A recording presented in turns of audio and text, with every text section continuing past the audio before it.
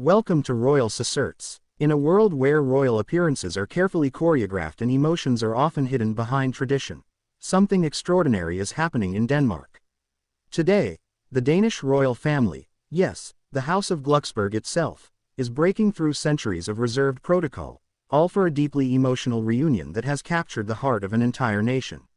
What could bring King Frederik, Queen Mary, Princess Isabella, Crown Prince Christian, and the rest of the royal household together in such a rare and stirring gathering? The answer lies in a single, unforgettable event, an event wrapped in memories, honor, and heartfelt emotion. Stay with us as we unravel the powerful story behind this historic royal gathering. In recent years, the Danish royal family has faced its share of challenges. From global scrutiny to personal transitions, especially King Frederik's unexpected ascension to the throne after Queen Margrethe II's abdication, the House of Glucksberg has navigated a rapidly changing world with characteristic grace. Yet nothing could prepare them, or the Danish people, for this extraordinary reunion. This week, every member of the royal family from the newly crowned King Frederik X to his radiant daughter Princess Isabella, is setting aside their duties and schedules for something far greater than a public ceremony or political engagement. They are gathering to celebrate the life and legacy of a figure who shaped not only their personal lives but also the destiny of modern Denmark, the beloved Queen Margrethe II, who recently celebrated her 85th birthday in a grand yet deeply personal celebration. But this is no ordinary birthday. This is a moment of profound reflection, a bridge between Denmark's storied past and its hopeful future. And behind the glittering tiaras and polished smiles, emotions are running higher than ever. Footage of King Frederik and Queen Mary arriving at Christiansborg Palace, warmly greeted by Princess Benedict and Count Nikolai. The scene at Christiansborg Palace is almost cinematic. The entire Danish royal family, impeccably dressed yet visibly emotional, arrives one by one, each entrance signaling not just respect for a monarch, but love for a mother, a grandmother, a guiding force. For many Danes, Queen Margrethe represents the very soul of Denmark, a queen who reigned with a mix of formidable strength, artistic brilliance, and deeply human warmth. Today, as she steps back from public duties and watches her son Frederik step fully into his kingship, the royal family gathers not just to celebrate a birthday, but to mark the end of an era and the beginning of a new one. For over half a century, Queen Margrethe served as Denmark's compass. She was there through political upheavals, through the modernization of the monarchy, and through the personal storms that every family must weather. She wasn't just a sovereign.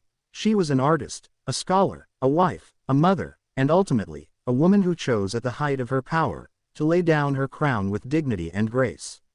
No wonder then, that today, her family stands united in her honor, setting aside titles and ceremony for something far more important: love and gratitude.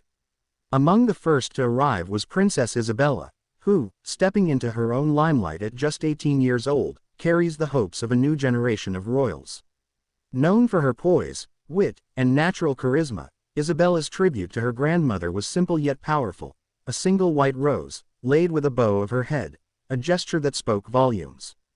In that small moment, generations converged. The past, represented by Queen Margrethe's storied reign; the present, embodied by King Frederik's earnest leadership; and the future, shimmering in the poised, confident stance of Princess Isabella. Crown Prince Christian, now 19 and second in line to the throne, also took the stage with a heartfelt speech that left many in tears. "Grandmother," he began, voice slightly trembling, "your wisdom, your courage, and your endless heart have shown me what it means to lead with compassion. Denmark will never forget what you have given. And neither will I." As he spoke, Queen Margrethe wiped away a tear, a rare public display of emotion from a woman who has spent decades perfecting the art of stoic duty. At the heart of the celebration was a moving private ceremony in the palace gardens. Dressed in flowing royal blue, Queen Margrethe was escorted by King Frederik and Queen Mary down an avenue lined with white roses, each rose representing a year of her reign. The symbolism was breathtaking. Here was a queen walking through the living memory of her life's work, supported, literally and figuratively, by the next generation she so carefully prepared.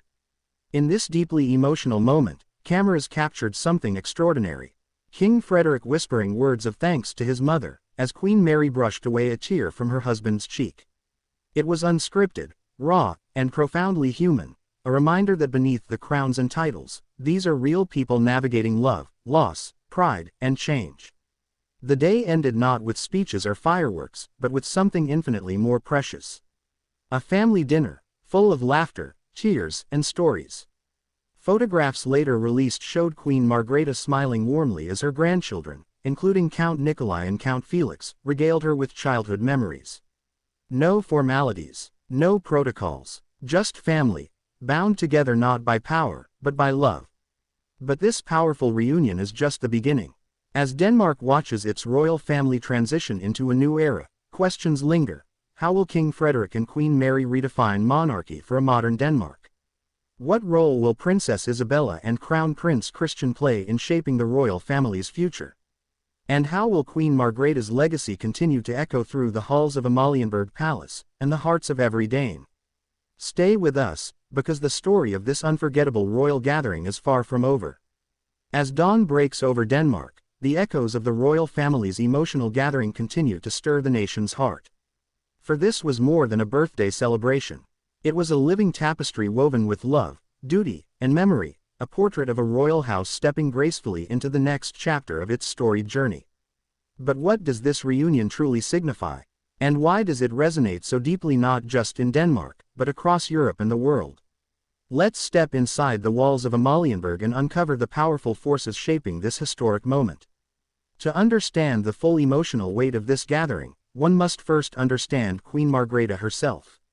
A monarch unlike any other, Margrethe II was never content to simply sit upon the throne. She painted, she danced, she translated great works of literature, bringing an artist's soul into the heart of monarchy. It is precisely this blend of imagination and leadership that made her beloved by her people, and revered by her family. At her birthday gathering, many of the personal tributes focused not on her role as queen, but as a creator, a dreamer, and above all, a mother and grandmother who encouraged creativity, resilience, and kindness above all else. Princess Josephine presenting a handmade artwork to Queen Margrethe, while Princess Athena claps enthusiastically. In one particularly touching moment, Princess Josephine, just 13 years old, presented her grandmother with a hand-painted portrait of Denmark's iconic landscapes, the fjords, the forests, the wild northern seas. Queen Margrethe, herself an accomplished artist, reportedly clutched the painting to her chest with tears in her eyes, whispering, "Never stop creating." It was a simple moment, but it carried profound meaning. It showed that even as crowns pass, even as titles change, the true legacy of Queen Margrethe is not just written in history books. It lives, breathes, and grows in the hearts of her descendants. Meanwhile, King Frederik and Queen Mary, now Denmark's first royal couple of a new era, stood shoulder to shoulder, visibly moved by the gravity of the occasion. Their bond seemed stronger than ever, and in private moments caught by discreet lenses, Mary was seen reaching out to squeeze Frederik's hand, a small but powerful gesture of solidarity. Observers noted the calm confidence radiating from Queen Mary, a sign that she is ready to take her place as not only a symbol of grace and modernity but as Frederik's most trusted partner in leading the monarchy forward.